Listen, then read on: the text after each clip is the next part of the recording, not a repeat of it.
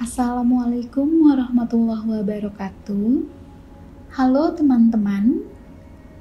Pada kesempatan kali ini, kita akan melanjutkan pembicaraan minggu lalu mengenai pemikiran Buya Ahmad Syafi'i Ma'arif yang berjudul 6 Jenderal Angkatan Darat yang terbunuh.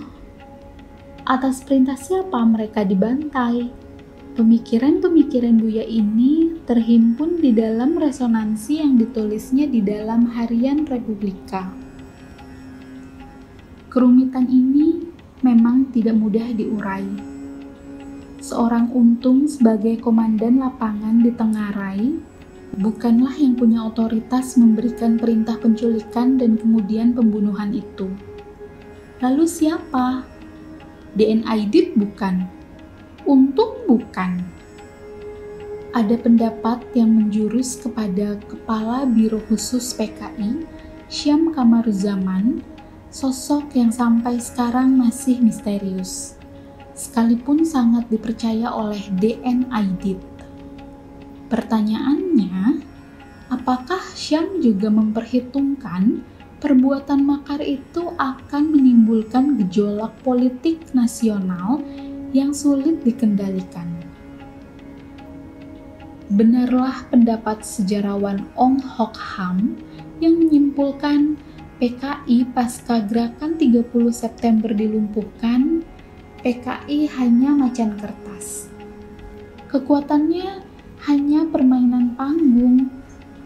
Akan tetapi, bersama kudeta yang dimulai Letkol Untung itu, Bung Karno pun tampak berakhir kekuasaannya.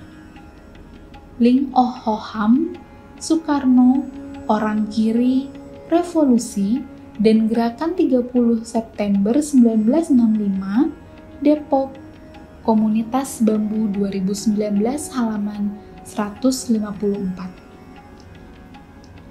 TNI Angkatan Darat bukanlah lawan seimbang bagi PKI. Bahwa DN Aidit dan anggota Angkatan Darat yang telah dibina Syam ingin menyingkirkan para jenderal yang anti PKI adalah fakta dengan cara berlindung di bawah wibawa Presiden Soekarno dan isu Dewan Jenderal. Syam seorang sipil yang punya jaringan dalam membina anggota Angkatan Darat di berbagai provinsi. Tentang jaringan ini, ikuti tulisan Salim Said berikut ini. Tak kala berakhir pada 1 Oktober, tindakan para perwira di Jawa Tengah itu hanya bagian dari gerakan besar yang dirancang Biro Khusus PKI di Jakarta. Di kemudian hari, setelah penangkapan dan interogasi orang-orang komunis yang militer maupun sipil, terbongkarlah sebagian besar jaringan Biro Khusus tersebut.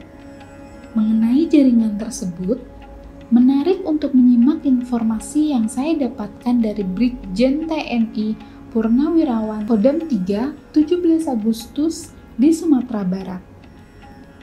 Proses pemeriksaannya berhasil membongkar jaringan Biro Khusus PKI di wilayah Sumatera Barat dan Sumatera Tengah. Di Sumatera Barat, Kepala Biro Khususnya adalah Baharudin Hanafi dengan wakilnya Jayusman alias Mamak. Di Riau, Ketua Biro Khusus adalah Muhammad Amin Zain. Mereka ini selalu berusaha mencari sistematis mempengaruhi perwira-perwira teras Kodam 3 17 Agustus. Mereka juga ikut dalam rapat-rapat Biro Khusus yang dipimpin DN Aidit.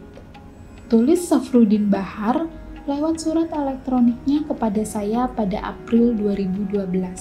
Informasi Bahrudin Bahar ini memungkinkan kita menyimpulkan bahwa Biro Khusus PKI bekerja di semua instansi dan daerah militer.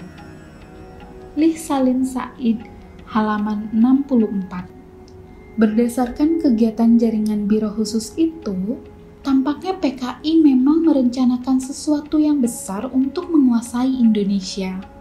Maka, kudeta Letkol Untung bertujuan mendahului kudeta Dewan Jenderal agar kekuasaan PBR terselamatkan. Apakah dengan menculik anggota? apa yang disebut Dewan Jenderal itu, mereka juga harus dibunuh. Siapa yang memerintahkan pembunuhan itu? Salim Said cenderung pada peran Kepala Biro Khusus PKI tanpa sepengetahuan DN Aidit. Jika hipotesis Salim ini benar, tingkat kerumitan masalahnya tak semakin kurang. Atau Syam Kamaruzaman ini boleh jadi agen asing yang tak disadari DN Aidit. Inilah pemikiran Salim Said. Berdasarkan informasi yang ada saat saya mengetik pada tahun 2013 tulisan ini, sekali lagi saya berkesimpulan pembantaian para jenderal itu lebih meyakinkan sebagai akibat kepanikan prajurit di lapangan yang bersumber pada perencanaan yang kacau. Saya tetap tidak menutup kemungkinan jika kemudian ditemukan bukti bahwa agen asing memegang peran penting di balik pembantaian jenderal tersebut. Kalau kemudian terbukti ada peran agen asing di balik pembantaian tersebut, maka itu mungkin bisa menjadi dasar memperkuat kesimpulan Heru Atmojo terhadap Syam yang dicurigainya berperan memimpin sebuah operasi militer yang dirancang untuk gagal. Selanjutnya, Salim juga menulis, maka operasi Gestapo tidak bisa disebut sebagai dirancang untuk gagal. Untuk waktu sekarang ini, kegagalan operasi militer Gestapo pimpinan Syam bagi saya lebih merupakan akibat petualangan dan kecerobohan para biro khusus PKI yang memimpin operasi Gestapo tanpa pengetahuan dan pengalaman memimpin operasi militer. Baik DN Aidit maupun Syam adalah sosok sipil belaka, tetapi telah bermain di wilayah militer. Untuk sementara, dalam menyikapi keruwetan sejarah ini, izinkan saya menginjakkan kaki di wilayah meta sejarah. Konstruksinya bisa berbunyi berikut ini. Melalui kecerobohan Syam Kamaruzaman di lapangan, kekuatan goib memang menghendaki pergantian sebuah rezim. Tetapi, pembantaian biadab terhadap 6 jenderal, 2 perwira menengah, dan 1 perwira muda akan tetap menjadi teka-teki yang mewariskan rasa duka yang panjang. Nantikan kelanjutannya pada video resonansi Buya Ahmad Syafi'i Ma'arif selanjutnya. Wassalamualaikum warahmatullahi wabarakatuh.